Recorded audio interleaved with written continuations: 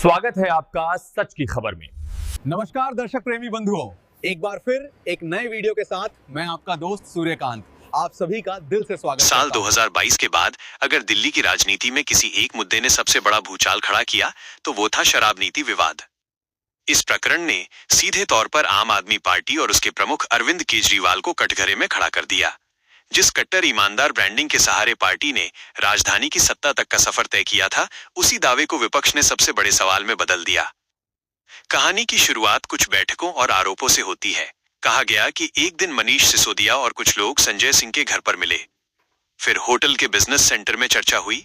उस वक्त का सीसीटीवी फुटेज पेश किया गया। विजय नायर के फोन से फेस टाइम कॉल की बात सामने आई।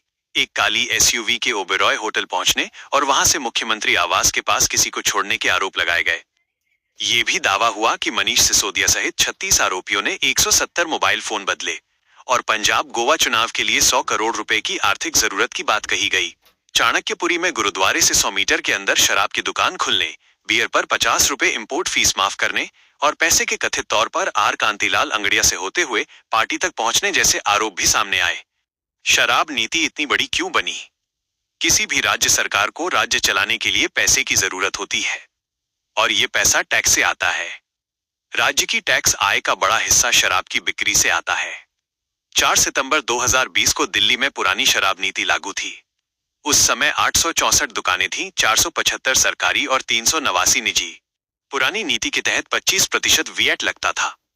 अगर 100 रुपए की बोतल बिकती तो 25 रुपए सरकार को मिलते।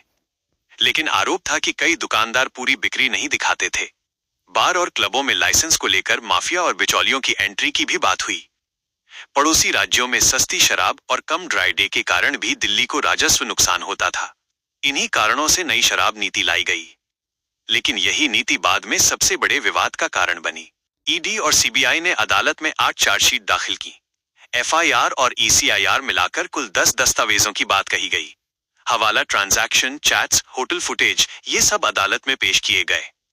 अंतिम फैसला अदालत को करना है कि सच क्या है।